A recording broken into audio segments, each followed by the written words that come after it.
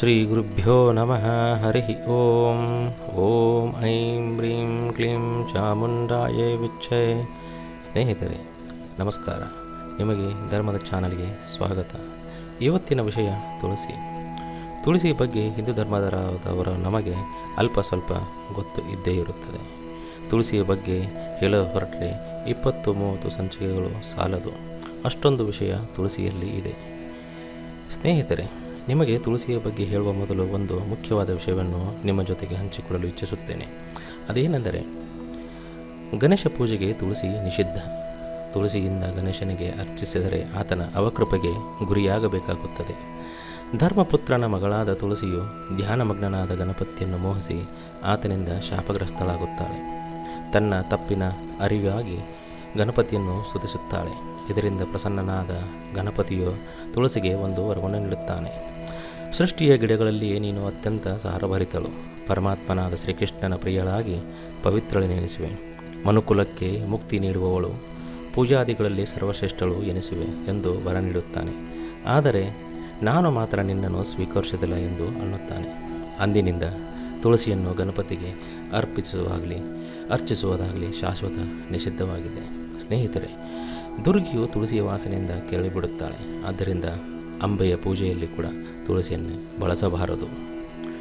ನಾವು ನಿತ್ಯ ಪೂಜಿಸುವ ತುಳಸಿಯ ಬಗ್ಗೆ ನಮಗೆ ಎಷ್ಟು ಗೊತ್ತು ಸಾಧ್ಯವಾದಷ್ಟು ತಿಳಿಯೋಣ. ತುಳಸಿ ದಳದ ಮಹತ್ವ ಅಪಾರವಾದದ್ದು. ಅದನ್ನು ತಿಳಿಯುವುದು ಸಹ ಸಕಲ ಶಾಸ್ತ್ರಗಳ ಅಧ್ಯಯನ, ಶ್ರವಣಗಳ ಹಾಗೂ ಸಕಲ ಸತ್ಕಾರ್ಯಗಳ ಅನುಷ್ಠಾನ ಫಲಕ್ಕೆ ಸಮವೆನಿಸುವುದು ಎಂದು ವಿಷ್ಣು ಧರ್ಮೋತ್ತರ ಪುರಾಣದಲ್ಲಿ ಹೇಳಲ್ಪಟ್ಟಿದೆ. ಹಾಗೆ ಪದ್ಮಪುರಾಣದಲ್ಲಿ ಕೂಡ ತುಳಸಿಯ ದರ್ಶನ, ಸ್ಪರ್ಶನ, ಧ್ಯಾನ, ಕೀರ್ತನ, ಶ್ರವಣ, ರೋಪಣ, ಸೇಚನ, ಪೂಜನ ಹಾಗೂ ವಂದನ ಈ ರೀತಿಯಾಗಿ 9 ಬಗೆಯಲ್ಲಿ ಭಕ್ತಿಯಿಂದ ತುಳಸಿಯನ್ನು ಯಾರು ಪ್ರತಿದಿನ ಸೇವಿಸುವವರು ಅವರು ಶ್ರೀಹರಿಯ ಮಂದಿರದಲ್ಲಿ ಕೋಟಿ ಯುಗಗಳಷ್ಟು ಕಾಲ ನೆಲೆಸುವರು. ತುಳಸಿ ಕಾನನಂ ಯತ್ರ ಯತ್ರ ಪದ್ಮವನಾರ್ಚನ ವಸಂತಿ ವೈಷ್ಣವ ಯತ್ರ ತತ್ರ ಸನ್ನಿಹಿತೋ ಹರಿಹಿ. ಅಂದರೆ ತುಳಸಿ ವನವು ಹಬ್ಬಿರುವ ಜಾಗದಲ್ಲಿ ಶ್ರೀಹರಿಯು ಸದಾ ವಾಸ ಮಾಡುತ್ತಾನೆ. ಶೈವರು, ವೈಷ್ಣವರು, ಗಾನಸತ್ಯರು, ದೇವಿ ಉಪಾಸಕರು ಮೊದಲಾದ ಎಲ್ಲ ಪಂಥಗಳ ಆಸ್ತಿಕ ಹಿಂದೂಗಳು ತಮ್ಮ ಮನೆಯ ಅಂಗಳಗಳಲ್ಲಿ ತುಳಸಿ ವೃಂದಾವನವನ್ನು ನಿರ್ಮಿಸಿ ತುಳಸಿಯನ್ನು ನೆಟ್ಟು ಪೂಜಿಸುತ್ತಾರೆ. ತುಳಸಿ ವಿಷ್ಣು ಪ್ರಿಯಳು. ವಿಷ್ಣುವಿನ ಪೂಜೆ ತುಳಸಿ ಇಲ್ಲದೆ ಪೂರ್ಣವಾಗುವುದೇ ಇಲ್ಲ. ತುಳಸಿ ವೃಂದಾವನವನ್ನು ನೋಡಿದರೆ ಸಾಕು, ಕೋಟಿ ಗೋದಾನ ಮಾಡಿದ ಫಲ ಲಭಿಸುತ್ತದೆ. ಗೋಹತ್ಯೆ, ಬ್ರಹ್ಮಹತ್ಯೆ, ಬಾಲಹತ್ಯೆ, ಮಾತ್ರವದ, ಪಿತ್ರವದೆಯಂಥ ಪಾಪಗಳು ಸಹ ನಾಶವಾಗುತ್ತದೆ.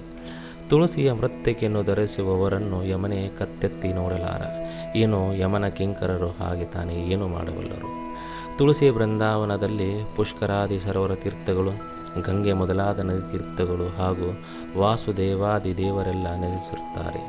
ಎಲ್ಲ ತೀರ್ಥಗಳು ತುಳಸಿಯ ಕೆಳಗಿವೆ. ಎಲ್ಲ ದೇವರುಗಳು ತುಳಸಿಯ ಮೇಲಿದ್ದಾರೆ. ತುಳಸಿಯ ಮಧ್ಯದಲ್ಲಿ ಎಲ್ಲ ವೇದಗಳಿವೆ. ಇಂಥ ತುಳಸಿಯನ್ನು ನಮಸ್ಕರಿಸುತ್ತೇನೆ. ಯನ್ಮೂಲೆ ಸರ್ವತೀರ್ಥಾನಿ ಯನ್ಮಧ್ಯೆ ಸರ್ವದೇವತಾ ಯದಗ್ರೆ ಸರ್ವವೇದಾಶ್ಚ ತುಳಸಿ ತ್ವಾಂ ನಮಾಮ್ಯಹಂ ಎಂದು ಅದಕ್ಕೆ ಹೇಳಲ್ಪಟ್ಟಿದೆ. ತುಳಸಿ ಇಲ್ಲದೆ ಮಾಡಿದ ಯಾವುದೇ ನೈವೇದ್ಯಗಳು ಶುದ್ಧವಾಗುವುದಿಲ್ಲ. ತುಳಸಿಯನ್ನು ಪ್ರಸಾದದ ಮತ್ತು ನೀರಿನಲ್ಲಿ ನೈವೇದ್ಯದಲ್ಲಿ ಬಳಸಲಾಗುತ್ತದೆ. ಹಾಗೆ ತುಳಸಿ ಗಿಡದ ಪೋಷಣೆ ಬಗ್ಗೆ ಸ್ವಲ್ಪ ತಿಳಿಯೋಣ. ವಿಶೇಷವಾಗಿ ತುಳಸಿಯನ್ನು ಮಹಿಳೆಯರ ದೇವತೆ ಎಂದು ಕರೆಯಲಾಗುತ್ತದೆ. ಆದರೆ ಪುರುಷರು ಮಾತ್ರ ತುಳಸಿಯನ್ನು ಕೀಳುವ ಪದ್ಧತಿ ಇದೆ. ತುಳಸಿಯ ಗಿಡವನ್ನು ಬಹಳ ಎಚ್ಚರಿಕೆಯಿಂದ ಎಡಗೈಯಲ್ಲಿ ಹಿಡಿದು ಬಲಗೈಯಿಂದ ಎಲೆಯನ್ನು ಕೀಳಬೇಕು. ತುಳಸಿಯ ಎಲೆಯನ್ನು ತೆಗೆದುಕೊಳ್ಳುವಾಗ ಈ ಮಾತನ್ನು ತುಳಸಿಗೆ ಪ್ರಾರ್ಥಿಸಬೇಕು. ಓ ತುಳಸಿ, ನೀನು ಅಮೃತದಿಂದ ಜನಿಸಿದವಳು. ನೀನು ಸದಾ ಕೇಶವನ ಪ್ರಿಯಳು. ಈಗ ಕೇಶವನ ಪೂಜೆಗೆಂದು ನಾನು ನಿನ್ನ ದಳಗಳನ್ನು ತೆಗೆದುಕೊಳ್ಳುತ್ತಿದ್ದೇನೆ. ನನ್ನನ್ನು ರಕ್ಷಿಸಮ್ಮ ಎಂದು ಪ್ರಾರ್ಥನೆಯಿಂದ ಎಲೆಗಳನ್ನು ಕೀಳಬೇಕು. ದ್ವಾದಶಿಯಂದು ರಾತ್ರಿ ಹೊತ್ತು ಗ್ರಹಣ ದಿನಗಳಂದು ತುಳಸಿಯನ್ನು ಕೀಳಬಾರದು. ತುಳಸಿ ಗಿಡವನ್ನು ಒಣಗಿ ಹೋಗದಂತೆ ಕಾಪಾಡಬೇಕು.